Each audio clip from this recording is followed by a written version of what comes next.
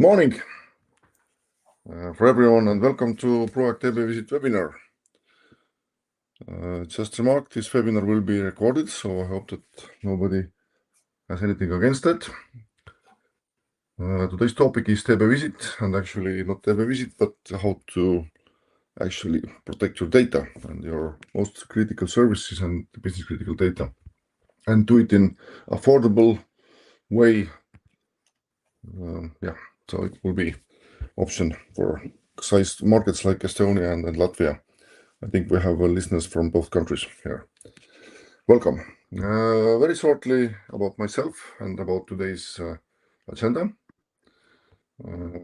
My name is Anders Parts, and we will going to have basically overview about Proact. We will have a short overview about Dbvisit, what is the company, what is the ambition by Radomila, and then actually we will deep to the darkest technical details of Dbvisit, and Jan will explain how actually Dbvisit works and how that brings the value to the customers, and actually how you can use it, and very easy and very affordable way. The ones who listen our presentations carefully will have potential to participate on quiz, and probably that will give you some advantages to participate on the drawing we will have afterwards and win a nice modern anti-theft backpack. And then we do a short summary. We'll have questions and answers, and as I said, not only quiz will lead to the present, but as well the active participation, asking questions, showing your active interest towards the topic. Practical things, we will have a copy of presentations under the handouts, so basically you can download it right away. You will have this chat options and you will have questions and answer options, so be active, ask questions, and leave to the lunch with nice backpack. A couple of words about Proact. First, Proact is company, or Proact Estonia is company, part of Proact group, which is active in Nordic countries. I'm always hard to say it's now 14 or 15 countries, but around that, mainly all the Nordic and Central Europe. And we do different IT services, solutions, mainly around data and data protection, data storing, everything about data. In Baltics, Proact is active in operating in Latvia and Estonia. We are a little bit maybe different approach. In Baltics, we have more focus on databases, about how to set up databases, how to manage them, how to build and design infrastructure for databases, how to keep the database license cost under control, especially with Oracle. This is the very hot topic. And probably today as well, we will address this, how to actually do the things with the Oracle Standard Edition, which are usually doable with Oracle Enterprise Edition and with fraction of cost. So this is definitely benefit for your business and for you. And in case you need any assistance with your database implementation, database management, database platform management, including all the operating environment, server storage, all the infrastructure there, Proact is here to help you, to design it, to set it up, to run it if necessary, and actually design it in a way that you will benefit from the costs, definitely from the license side. So don't hesitate to contact us if you have anything that clicks on your after today's seminar. And now I will give the word to Radomila, and she will tell a little bit about Dbvisit. That's a company probably not so well known. Proact has been working with Dbvisit actually already many years, and we have many customers using it already. So it's not kind of very new thing, but maybe well kept secret. So Radomila, please reveal the secret. Wonderful. Good morning, everybody. I'm Rado, as Anders mentioned, and I hope that you can see my screen.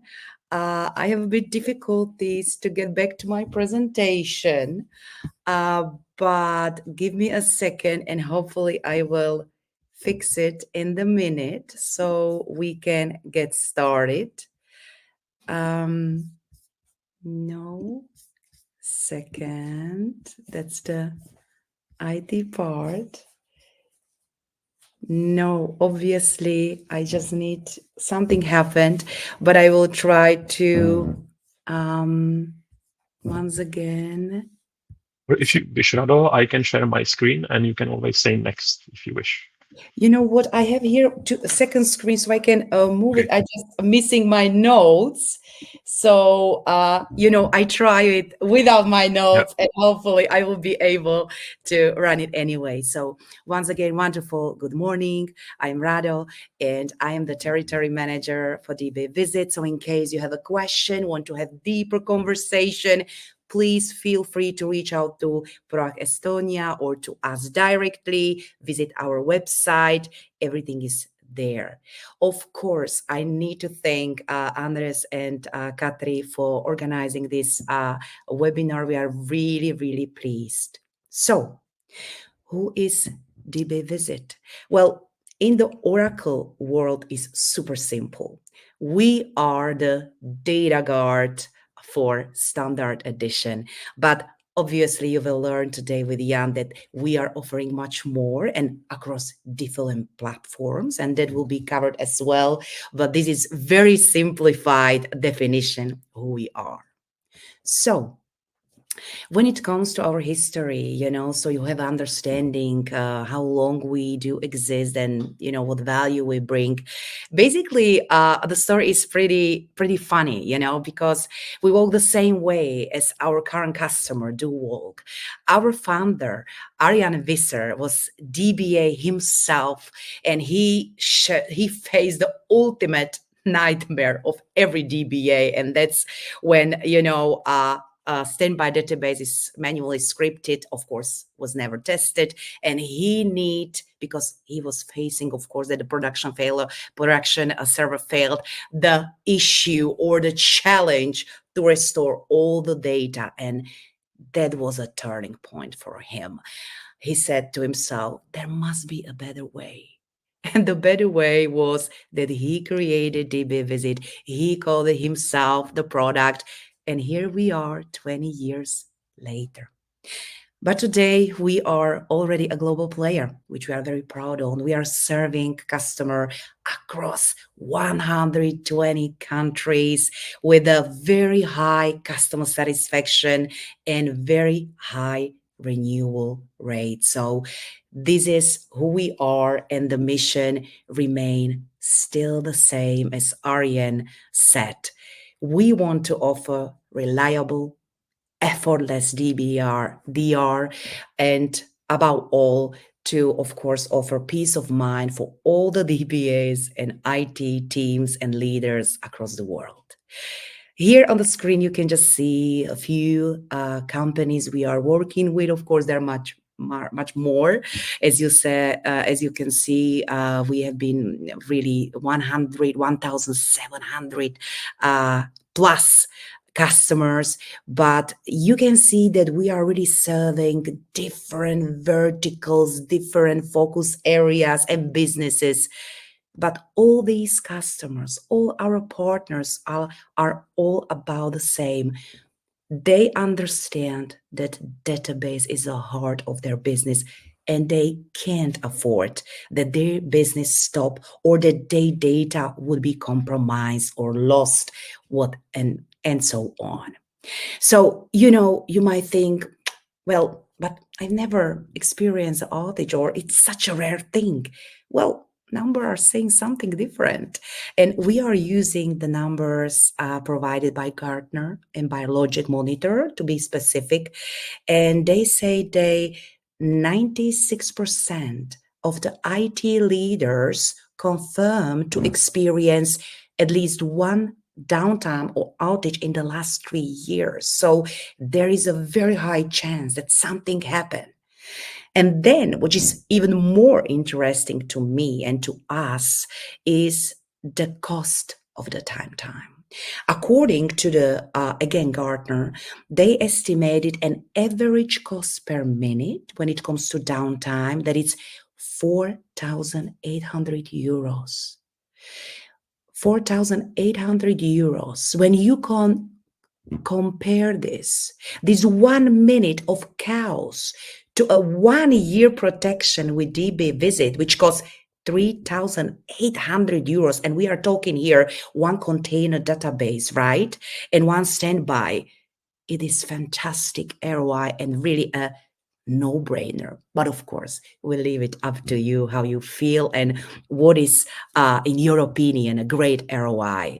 But just to remind you, so many things can happen, and it is not a question. It is if it happens, but when it happens. So think about it. And of course, we always encourage as well our partners and customer to consider this. So, there are so many reasons why you should go or consider Dbvisit. Here are just a few examples and reasons which we are experiencing when talking to our customer and partners. So obviously, companies feel the responsibility, right, to protect the database and ensure business continuity. But as well, it is about the cost. The math is really, you cannot cheat it, right? Pairing Dbvisit with a standard edition in comparison to the DataGuard, which is fantastic tool, but it's paired with the Enterprise Edition, which is a huge, of course, cost. So when you decide to pair Dbvisit with the Standard Edition, you can have the same functionality, but at the same time save 70% of the licensing cost. And of course, we will go into the detail with this with my dear colleague Jan. And last but not least is, of course, the simplicity. We are offering basically a dual interface. So for the hands-on DBAs or more for the strategic, you can work with a GUI or with a command line, up to you and up to your desire and the need. So before I say goodbye and leave it for Jan, just one observation and one thing we always encourage our customers and partners to consider is that disaster recovery is no more just a question of business continuity or, ensuring that the revenue is not lost, but it is well a question of compliance, especially in the European market, and you know it better yourself. You are in the field doing the business. There are so many regulation companies needs to comply with. And of course, there is a specifically, of course, the reference to DR. So it's really worth to consider the possible consequence and the cost, right, of protection. As mentioned, I love the example 1 minute downtime and 1 year with Dbvisit, but as well, there can be financial consequences and reputational consequences when it comes to compliance. So, as I said, and that's my last slide, we are not just selling the software, we are selling peace of mind, and that can be achieved really by 3,800 euros per year, inclusive support. Thank you very much, and I leave it up to Jan to continue with the more technical things. Thank you so much, Rodo. So I'll share my slides. Okay, share screen, and I want to share the entire screen just to be sure. Right. So you should be able to see my presentation. I'll start from the beginning. If not, shout. So as Rado said, talked about the downtimes and issues and costs and so on and so forth. My background is Oracle DBA. I come from the technical side of things. In Dbvisit, I work as a support person. I do QA. I do also, or I participate on the product development, and all those things Rado mentioned, I basically experienced firsthand. I was there when the system went down, when we had to do a restore. I worked 2 a.m., 3 a.m. hours it was really not so pleasant. And in cases like this, it really helps to have something which you can really rely on. It's very depressing and very frustrating thought if you have to rely only on yourself. And that's where we are trying to go and aim with Dbvisit, to give you something which is reliable and you can really rely on, and you can have a little bit better sleep throughout the night. Yeah. So that's our mindset. We try to not really focus on, let's say, decision makers only. We don't try to focus on managers or CEOs. We try to focus on the DBAs themselves, because we know very well how it is like to be responsible for a very critical system. Right, so that was just a short introduction. And then let me start with actually telling you what is Oracle Database Standard Edition, why we consider it a good choice, and why so many customers would even use Standard Edition. I'll give you some overview about pricing, licensing, and then some comparison to the Enterprise Edition. And you can then make your own decision or picture if the Oracle Standard Edition makes sense or not. So first, I'll start with the costs, and they are pretty much very straightforward, I would say. These costs are taken from Oracle Technology Price List, which is publicly available. I wasn't really able to find prices in euros, so the prices you see are in US dollars. On the left side, Standard Edition, on the right side, Enterprise Edition. I guess really interesting line is this one, which gives you a hint of how much it would cost you to license one server for Oracle Database with Standard Edition and with Enterprise Edition. And you can see that those two numbers are really completely incomparable. There is like at least one more zero here. So Enterprise Edition is really, I would say, different world. And the question is whether it really makes sense to go for Enterprise Edition than for Standard. Because when it comes to pricing, Enterprise Edition is not something like a small add-on on top of the Standard Edition costs. It's entirely different world. And this, I mean, this number you see in the end, it's taking in the account the protection, the disaster recovery side, the standby database. So it's not just one server; it's the two servers. But yeah, as you can see, the price difference is really high. When we look at those editions from high level, they are more or less the same. But I have to say that from my experience, Oracle really prefers Enterprise Edition. They like to sell it. They don't really like Standard Edition that much. For them, whenever we talk with customers, we always hear the same kind of story. Oracle tries to push the Enterprise Edition. It's essentially their flagship. It has a lot of features compared to Standard Edition. But very important thing to mention is that a lot of those features which come with Enterprise Edition are extra cost. They are extra paid. They don't come with the basic cost of the Enterprise Edition. Standard Edition, if I would have to say one highlight, I think I would mention that because customers like it so much, it created some sort of unique environment on the market where companies actually design products for Standard Edition, which kind of mimic the features of the Enterprise Edition. And even though those third-party products and tools are extra cost for the customers, it's still much more or much better to get Standard Edition and this third-party tool than to pay for the Enterprise Edition. Dbvisit Standby product, which gives you the disaster recovery functionality for Standard Edition, is only one example of the whole, let's say, environment which there is in Oracle Standard Edition. Right. In detail, when we look at the biggest differences, I would say the major, most important difference is the performance scaling.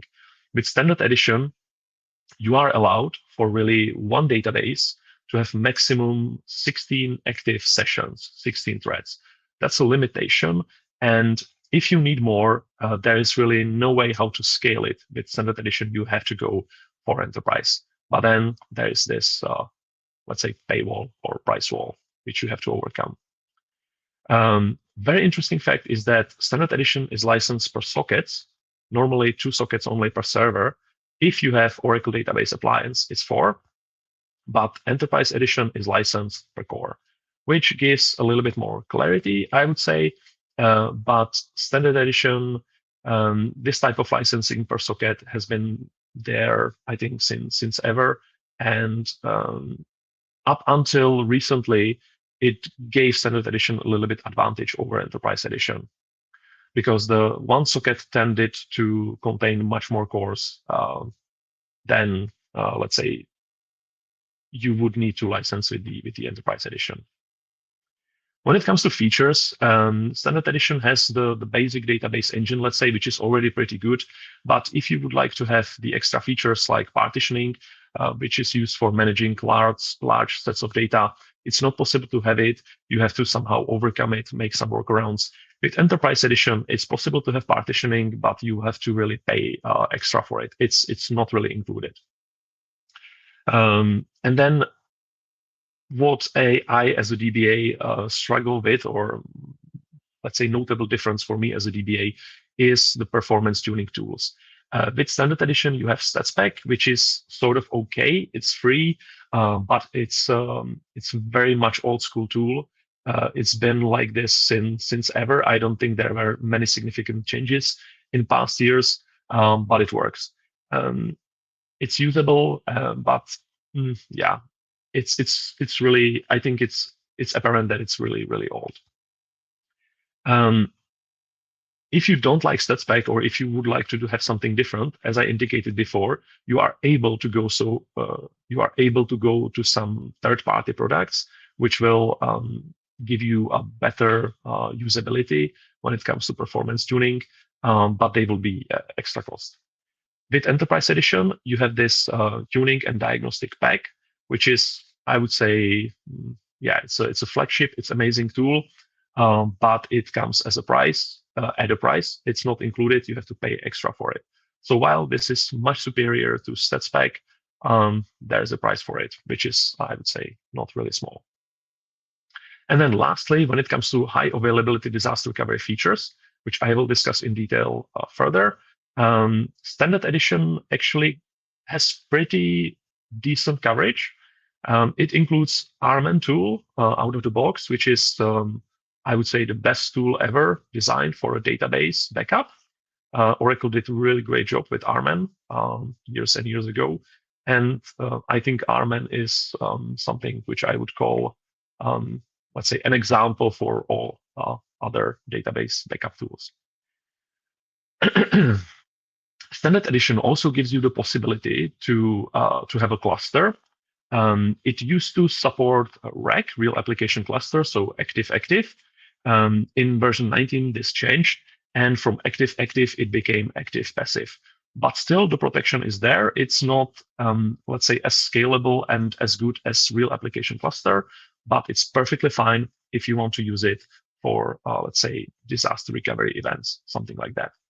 And then, of course, with Standard Edition and what Dbvisit is all about, you can also have standby database. The only problem is that it's really, there's no tool out of the box for creating the standby database. You have to do it on your own, manage it with your own scripts. And this is exactly what Dbvisit does. It takes away the necessity to actually do or design a scripts for standby database creation and synchronization. We basically include everything, and the scripts, the technology which is used for managing the standby database is really tested by those 20 years of our product being in the market, as Rado mentioned before. Enterprise Edition, when it comes to high availability, it gives you the possibility of Real Application Cluster, which is essentially active-active cluster, but it comes at an extra cost. It's not included. but it's, I would say, the top option because it gives you the possibility to scale the performance a lot.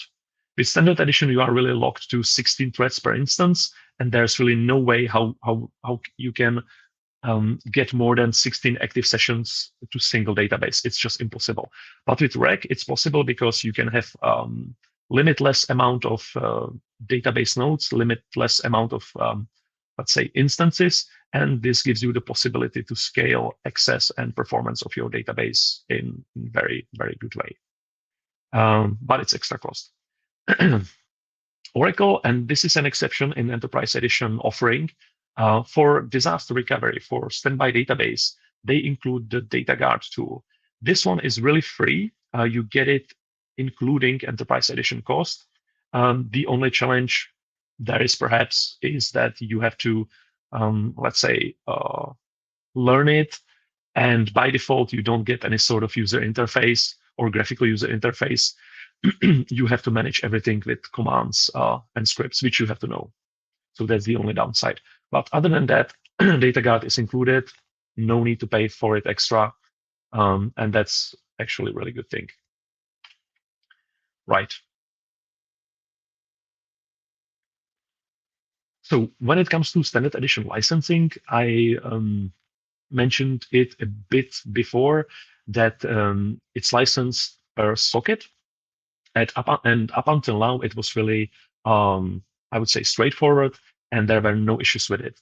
But recently, what happened is that all the CPU manufacturers, well, all AMD and Intel, changed their production process to more complicated ones, and they started to produce CPUs which have multi-chip architecture. And with this change in the CPU manufacturing process, Oracle also changed their licensing conditions. So if you have a modern CPU, it will be most likely multi-chip. And what Oracle says is that you no longer license this CPU as a one unit, but you actually have to count the modules which are basically on this CPU, and you have to license each chip on this CPU. It sounds a bit confusing, but I have a picture on the next slide which can hopefully clarify that. And the problem with this is that most modern CPUs would contain more than 2 chips. And this means that you are unable to license standard edition for your hardware because you would have to license at least maybe 4 sockets, 6 sockets for a single server, which is not possible. Oracle allows only 2. The second problem there is that Oracle did something which is not, I don't see it as a good thing, but they basically shifted responsibility of counting these chips to the customers. They say that you are responsible for actually counting the modules, the chip on the CPU, and license per it. This is very, I don't know how to call it, very inconvenient way or very unorthodox way how to design your licensing to actually shift this responsibility to the customers. So essentially, when you buy a CPU, you are responsible to ask somebody how many chips it contains, and then based on that, you license the server for standard edition. But there's a catch, of course. When I was doing this presentation and a little bit of research, I was thinking that there's a publicly available list of CPUs with their chip counts, but it's unfortunately not existing. If you try to get information about how many chips you have on a single CPU, it's not possible. Such table doesn't exist, and you cannot get it as a public resource. And this makes licensing of the standard edition even more difficult because you are unable to exactly and clearly see how many standard edition licenses you need for that particular CPU or for that particular model of a server which you want to purchase. There are some, I discovered, of course, some forums, some unofficial sources, which listed the counts of the chips on a CPU, but still, this is something which I think it's very awkward to take it as a legally binding information for licensing a server for standard edition.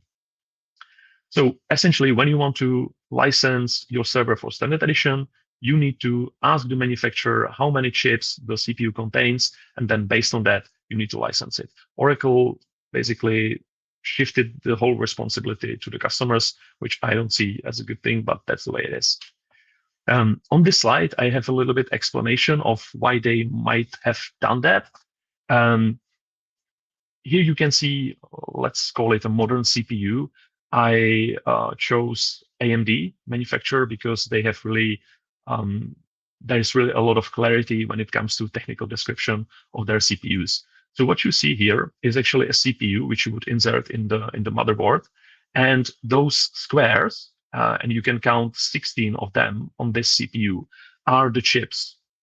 The chips are in AMD terminology called core complex die, and it's like a separate independent unit which contains cores. And on this CPU, you can really see 16 such core complex dies, and each die can have, I think, up to 16 cores.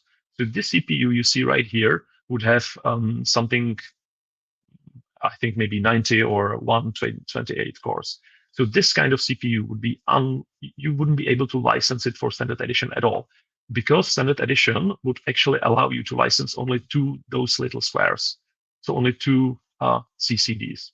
And this CCD count is really critical when you consider the standard edition licensing.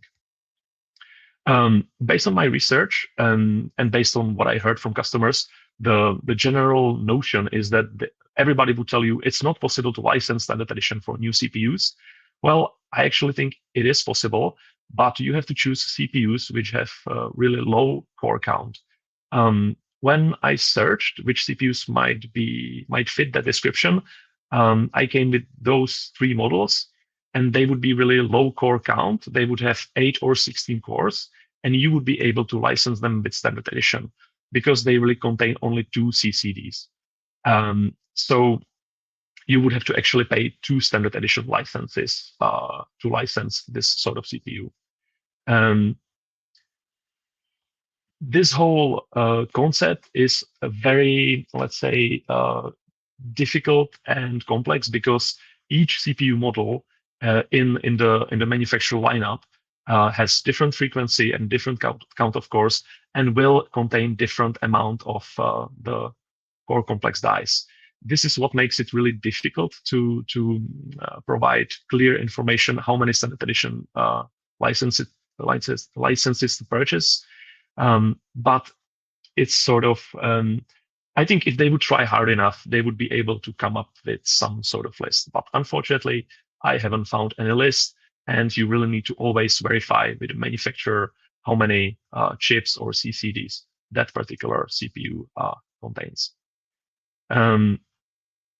I was also thinking whether it's really fair from Oracle to change the licensing like this.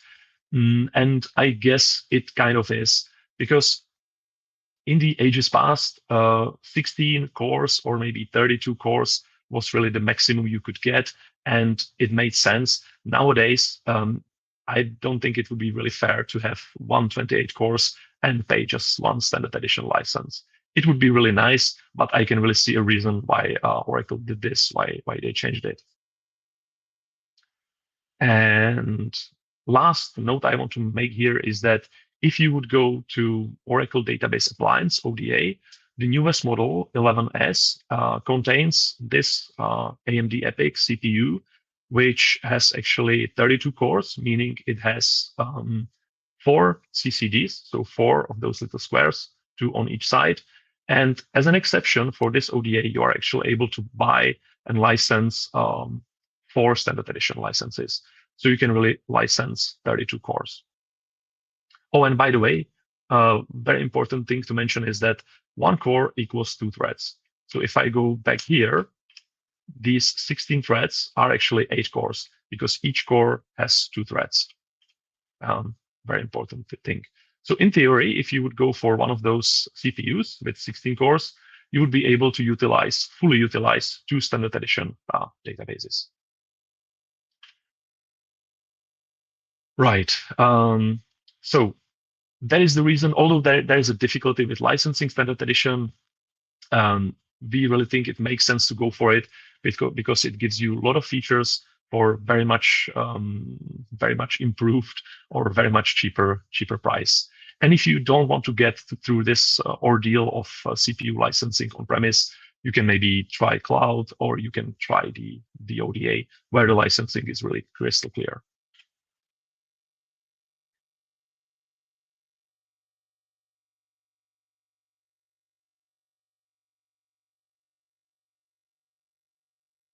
One last thing I would maybe mention when it comes to the standard edition and enterprise edition and its high availability disaster recovery option is that it's not the rule, but we have seen some customers who purchase enterprise edition only because they require data guard.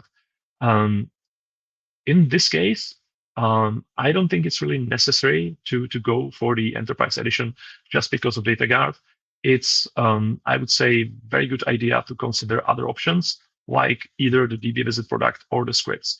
The only difference is that data guard is able to give you the 0 data loss, while the standard edition and those third-party products are not able to give you 0 data loss. That's the only difference. But other than that, I don't see much sense in having enterprise edition just because of the data guard.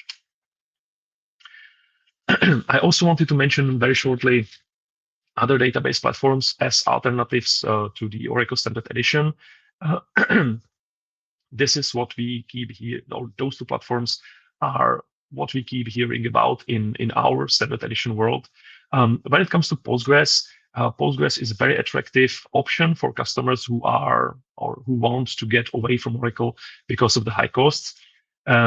But here I only want to mention that Postgres, while it's open source and it's free, it doesn't mean that it will be free for you to run it in your company, because you have to, or based on our experience, there are really significant costs related to actually running it, administering it, and maintaining it.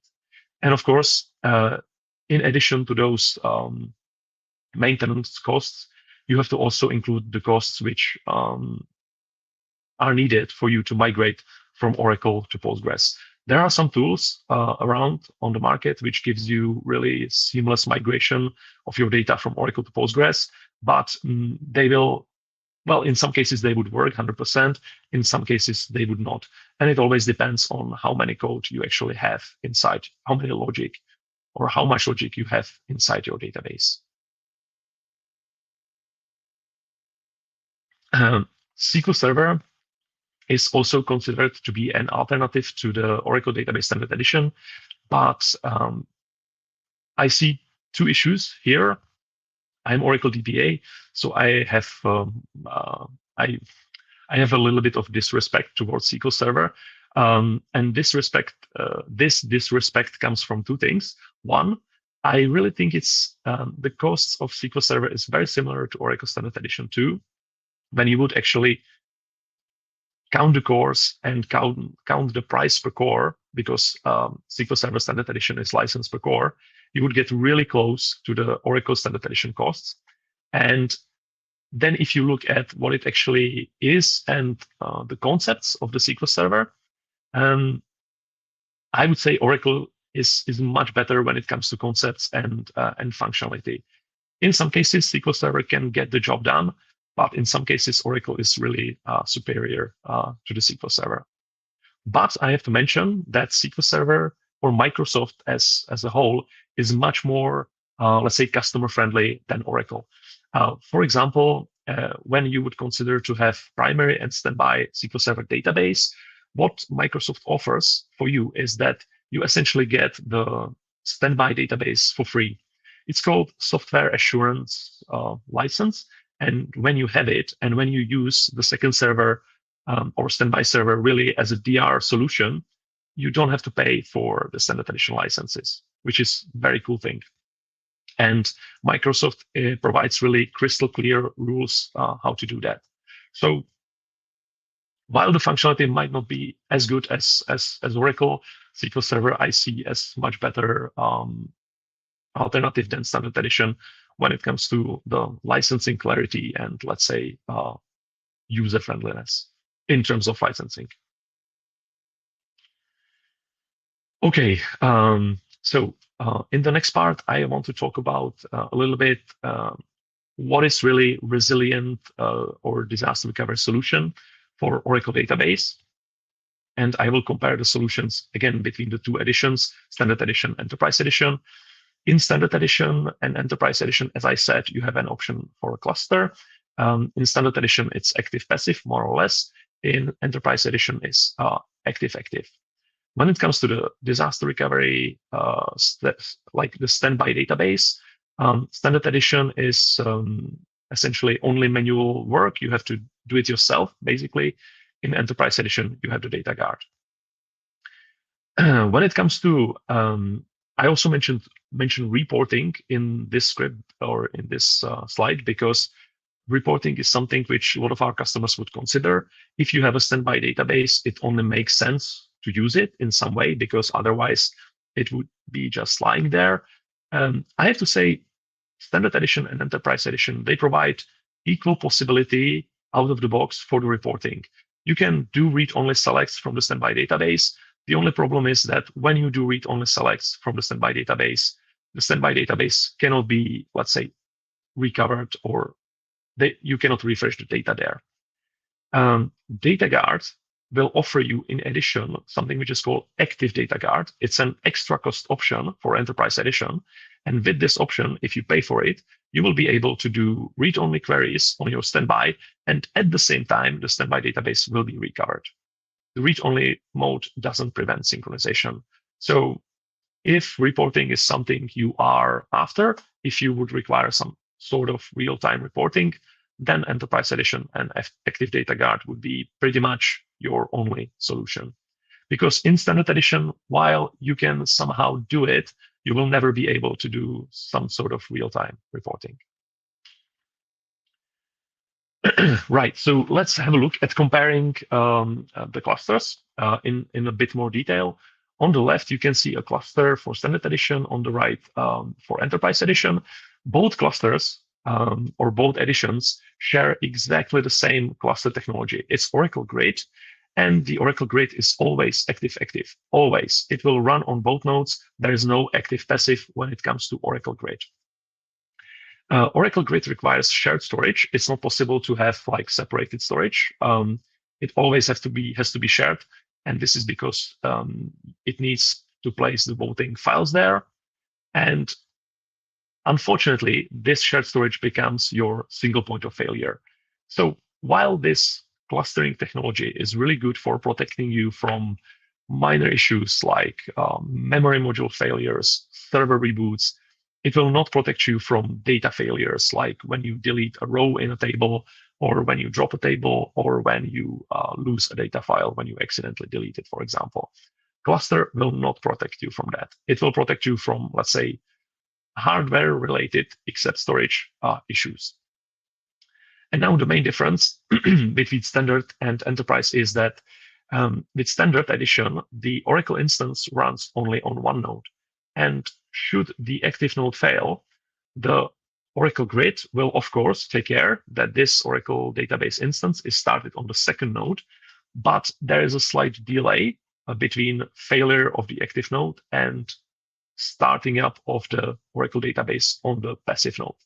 And this will be not a big delay. It will be maybe maximum minutes, but for those amount of time, you will actually have a downtime. Your application would not be able to connect to the database at all. For some customers, for some application, this is fine to have a few minutes downtime.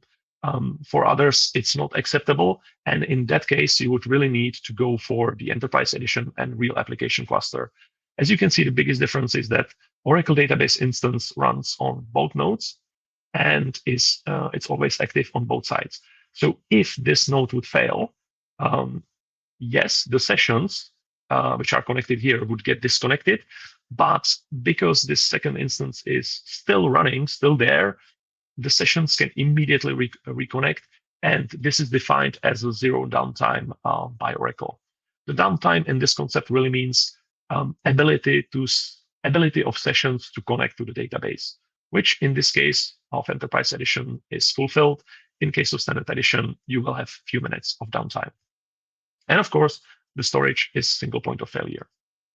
Last thing I want to mention here is the actual failure and recovering from the failure. So, and this goes for both the editions. If one of the nodes will go down and your workload will shift to the second node, it's actually very easy to shift the workload again to the node which failed previously once you get it back. It's very easy, very straightforward. It can be done in seconds, basically. Once you get the node which failed back, you can relocate your workload to the node which failed almost immediately without any issues. And why I'm mentioning it? I'm mentioning it because this is a major difference between the cluster concept and the disaster recovery standby database solution.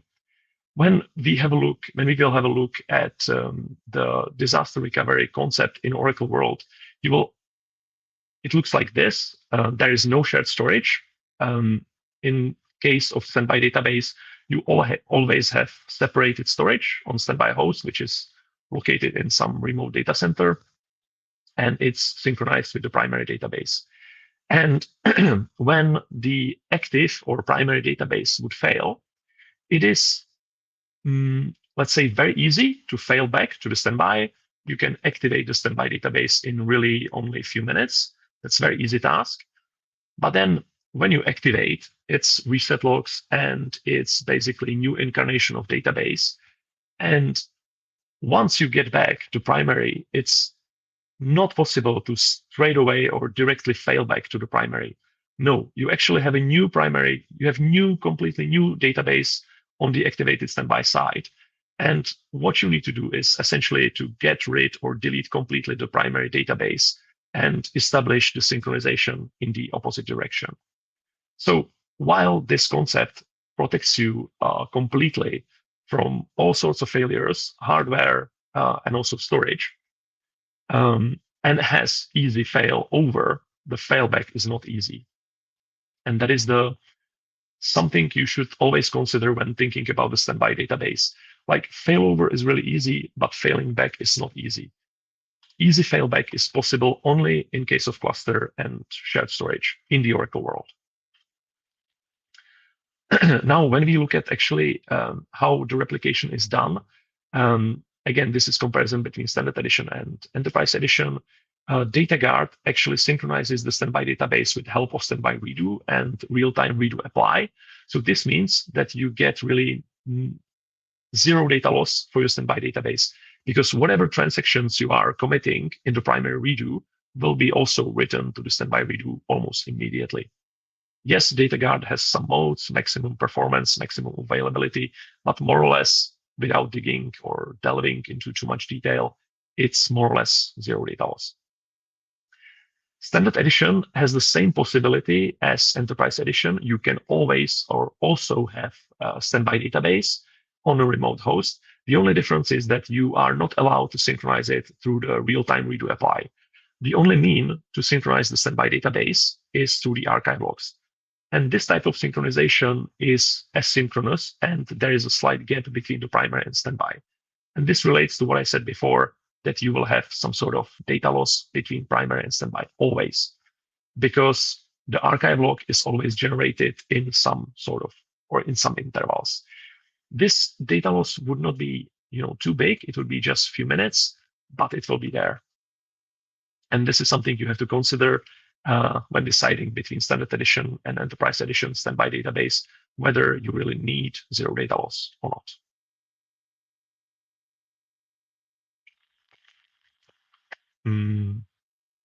Okay, and I should also mention that I said that failback is never easy in the standby database concept. Actually, if you have Enterprise Edition, you can have the flashback feature, which can essentially like roll back the standby database to a point before it was activated. It will work only in some cases, but it makes the failback somewhat easier. But long story short, in summary, failing over is easy, failing back not very much so. So I don't want to say that the standby or having standby database is superior to Oracle cluster. Definitely not. It's definitely not clear. In my perspective, you should have both solutions to work in cooperation, to have some sort of HADR solution with Oracle.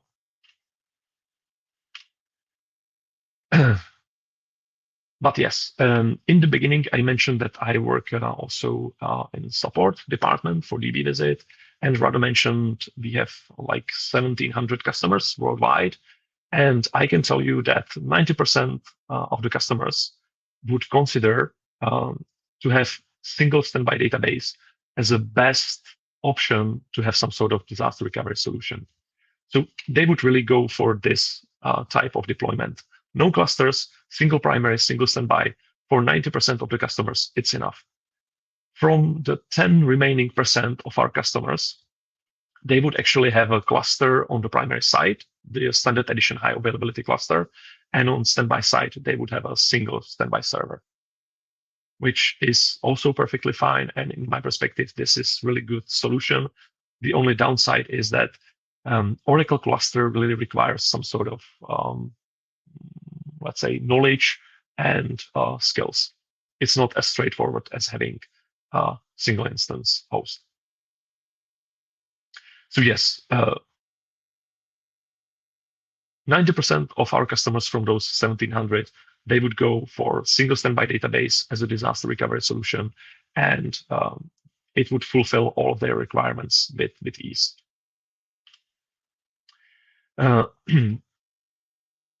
I tried to place, okay, so Oracle has this maximum availability architecture document in which they tell you how you should really protect your production workload. In their concept, they have 4 tiers: bronze, silver, gold, and platinum. I didn't put platinum on this slide because it just makes no sense.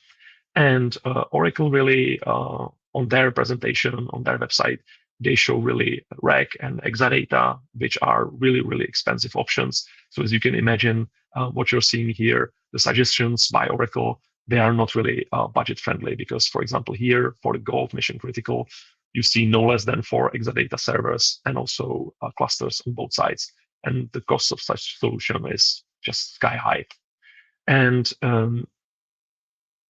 what I like on this concept by Oracle is the placement of a single standby database, the concept which I said 90% of our customers would use. And the concept of a single standby database would fall, I think, in my perspective, right between those 2 tiers, between silver and gold. But you always have to be mindful of the failback issue. You always have to be mindful that the failback is not that easy if you have just a single primary and single standby database. But in my perspective, the single standby database would give you more resilience than the cluster itself. And it doesn't matter whether it's a standard edition cluster or enterprise edition cluster. So in summary, having single standby database is really good option, really good price performance ratio for being protected from all sorts of disasters. Here I have the comparison how you can really achieve to have standby database, and I basically said it already throughout the presentation. You can do your manual scripting, which is fine, and it can be done in, let's say, reasonable amount of time with reasonable amount of skills. You can have the third-party product like ours, which will make it extremely easy for you, and you can jump in. You can have your DR solution without, let's say, extensive knowledge and extensive scripting and manual work. You literally buy it, and next week you can have working solution. And of course, then there is the Enterprise Edition Data Guard, which is, let's say, the flagship option, but it costs a lot, and you need the skills. It doesn't have, let's say, as convenient user interface as Dbvisit Standby does. This is in detail how Dbvisit does the synchronization. Is it's really built on the archive log shipping, as I indicated earlier. The way we do it is that we install agent on primary and standby servers, and then those two agents take care, they communicate to each other, and they take care that the archive log is sent from primary and applied to standby. And there are some sort of, and the network transfer itself is also managed by the agent. And when it comes to, let's say, some sort of interruptions to this synchronization, the agents are able to handle the most or the basic interruptions, like the network is not available for a few minutes. In addition to it, the product itself will really give you the possibility to perform or to manage the complete life cycle of standby database. So you are not really required to create the standby database yourself. The product will do it. Well, it will not do it for you, but it will help you a lot to create a standby database. There is very convenient wizard for setting up the standby database and the synchronization. In addition to this, we also have a switchover process, which is process where primary and standby database change roles, and you can execute it repeatedly. And this is useful, for example, when you would do maintenance or patching, or when you want to test your disaster recovery site. Switchover is really something complex, and it's not very easy to script it manually. Yes, you can manually script very easily archive log shipping and applying, but for example, the switchover, yeah, that's really difficult. And of course, activation of the standby database is something which we also made really easy with just one click of a button or one command. You can activate the standby database if the primary goes down. Because I mentioned Postgres and SQL Server, I will also mention that Dbvisit Standby does support Postgres and SQL Server, and will give you also the possibility to easily create disaster recovery solution for Postgres and SQL Server. In Postgres case, we are using the streaming replication. So in the background, we would use Postgres commands, Postgres methods, Postgres concept to establish the streaming replication. But the front end for you, for user, it would really be a few clicks on a few buttons, and then the whole replication would be set up. So you would not really need to study Postgres concept that in much detail in order to establish this sort of synchronization. For SQL Server, we also do the disaster recovery solution similar to Oracle. We use log backups. It works really in almost the same way as with the archive logs. We do a transaction log backup on primary, send it to standby, apply it to standby. Very easy. Again, with few clicks, you can manage the whole life cycle of the standby database. Create it, synchronize it, perform switchover or failover. Everything is very easy, and there is a lot of clarity, let's say. And what I want to mention is that all those three database platforms can be actually unified in a single UI. So if you are a company which has Postgres, Oracle, SQL Server, you would be able to have all those three database platforms in single UI. And the user interface is, in our case, represented or done by a simple web server, which communicates with the DBV or Dbvisit agents.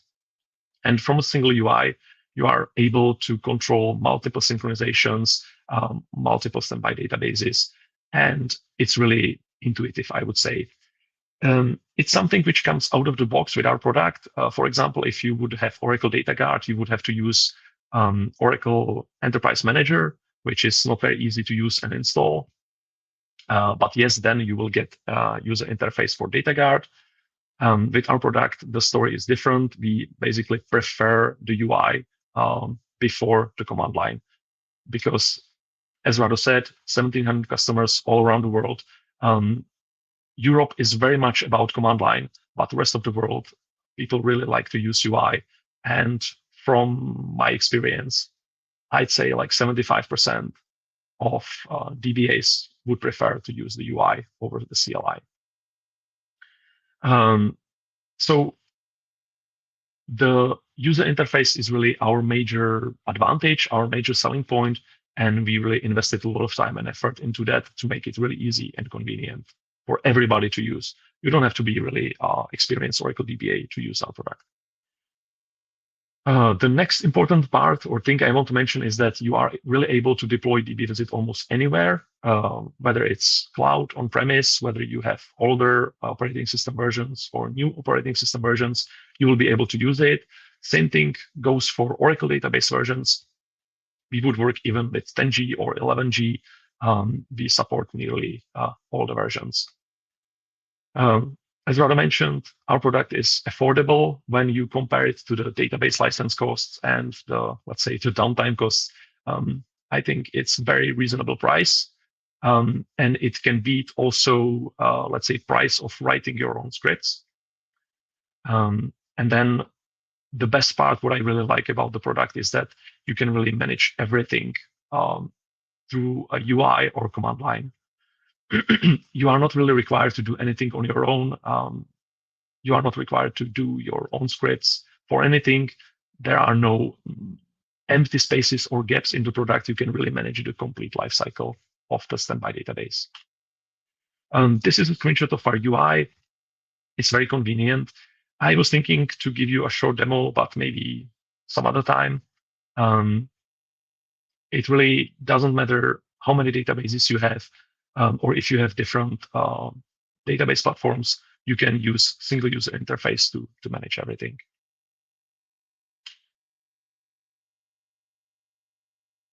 And yes, we always try to include, like to do something extra. So for example, when it comes to activation of the standby database, we try to make it very or smart, let's say.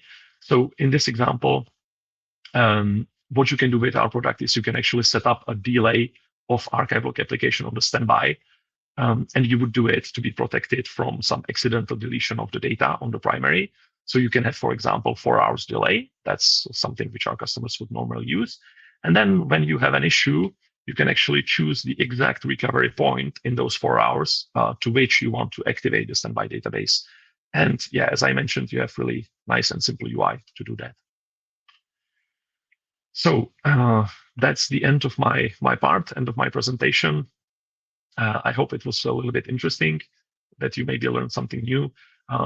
But yeah, in summary, I wanted to emphasize that you can really have affordable solution for standard edition with, let's say, very low price and peace of mind. Okay. Thank you, Jan. I think the difference between prices of Enterprise and Standard Edition is remarkable, and actually, yeah, doesn't fit for everybody, but in most cases, in small markets, it's good fit and with reasonable cost level. And but there are use cases where Enterprise Edition has superiority when the active data guard has advantages, but yeah, this is not for all. So in most cases, it's enough to have much simpler and much more affordable solution. Still have reliability, still have protection against different disasters. And nowadays, actually, disaster is not only the natural disaster, but mainly it's about cyber attacks. So this kind of solution is good to protect data against such kind of use cases as well, which is quite common nowadays. Yes, exactly. Okay. It's Any questions? Because as mentioned, the ones with most active approach will have a chance to win the anti-theft backpack.